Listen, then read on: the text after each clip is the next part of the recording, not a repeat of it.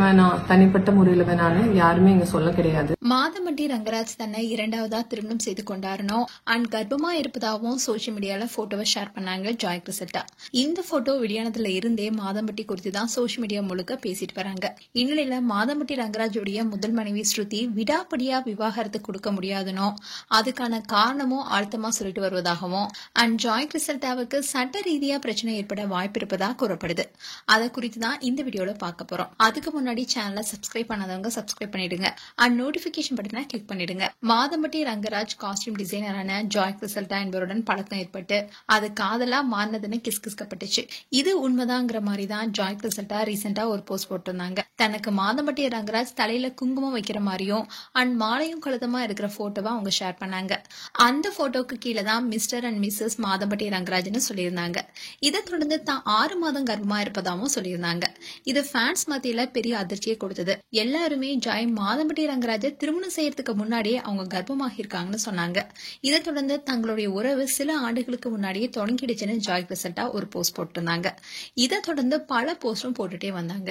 And ரீசெண்டா கூட மாதம்பட்டியும் Joy கிறிசல்டாவும் இருக்கிற பிரைவேட் போட்டோவை ஷேர் பண்ணாங்க. அந்த விஷயம் ஃபேன்ஸ் மத்தியில அதிர்ச்சி கொடுத்தது. எதுக்காக இப்படிப்பட்ட போட்டோஸ் எல்லாம் ஷேர் பண்றாங்கன்னு பலரும் திட்டிட்டு வந்தாங்க. இந்நிலையில மாதம்பட்டி ரங்கராஜுடைய முதல் மனைவி ஸ்ருதி தரப்புல டிவோர்ஸ் பண்ண முடியாதுன்னு சொல்லிருக்காங்க. அவங்க வழக்கறிஞர் என்ற காரணத்தினால இதை சட்ட ரீதியா எப்படி ஹேண்டில் பண்ணணும் அவங்களுக்கு தெரியும்னு சொல்லப்படுது. இதுல ஸ்ருதி தரப்புல இருக்கிற ஸ்ட்ராங்கான விஷயமே 2 பேருக்கும் இன்னும் டிவோர்ஸ் ஆகாதுதான். அதே சமயம் ஸ்ருதி மாதம்பட்டி ரங்கராஜுடன் சேர்ந்து வாழல, பிரிந்துதான் வாழ்ந்துட்டு வராங்க. அண்ட் அவங்களுடைய மகன்களுக்காக இந்த முடிவு எடுத்திருப்பதா தெரியுது. அதோட மாதம்பட்டியும் இப்ப ஜாய் கிறிசல்டாவுடன் இல்ல. அவரு ஜாய் கிறிசல்டா கூட வாழ முடியாதுன்னு மறுத்திருக்காரு.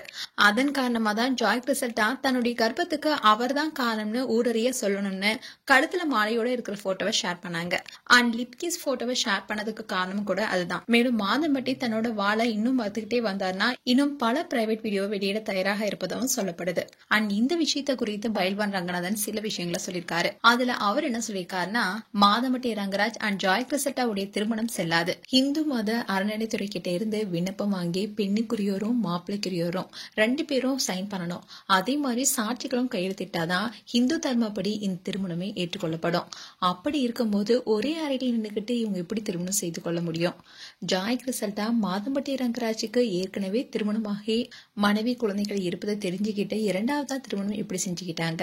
இது எல்லாமே ஜாய் கிறிசல்டாவுடைய தப்பு தான். அவங்க தான் அவங்களோட இன்ஸ்டாகிராம் பேஜ்ல திருமணம் ஆயிடுச்சு கர்ப்பம்னு சொல்லியிருக்காங்க. ஆனா இது வரைக்கும் மாதம்பட்டி ரங்கராஜ் அதை பத்தி வாய் திறக்கவே இல்ல. தன்னுடைய முதல் மனைவி ஸ்ருதியுடன் ரீசெண்டா ஒரு நிகழ்ச்சியில கலந்துகிட்டாரு மாதம்பட்டி. அதே மாதிரி மாதம்பட்டி இன்ஸ்டாகிராம் பேஜ்ல ஜாய் கிறிசல்டாவுடன் எடுத்துக்கிட்ட போட்டோஸ் எல்லாத்தையுமே எடிட் பண்ணிட்டாரு. இதன் மூலமா இதுக்கும் எனக்கு எந்த சம்மந்தமும் இல்லைங்கிற மாதிரி சொல்லாம சொல்றாரு. அண்ட் ஜாய் கிறிசல்டா தான் மாதம்பட்டிய பிளாக்மெயில் செஞ்சு மிரட்டிட்டு வராங்க. அது பெயருக்காக இல்ல பணத்துக்காக கூட இருக்கலாம். அதோட மாதம்பட்டி ரங்கராஜ் விஷயம் கையை மீறி போனதுனால இதுக்கு மேல ஜாய் கிறிசல்டா கிட்ட பணத்தை கொடுத்து சரி கட்டிடுவார்னு பயில்வான் ரங்கநாதன் சொல்லியிருந்தாரு. இப்போ இந்த நியூஸ் ஹைலைட் வருது. மேலும் மாதம்பட்டி குறித்து உங்களுடைய கருத்துக்களை கமெண்ட் செக்ஷன் சொல்லுங்க.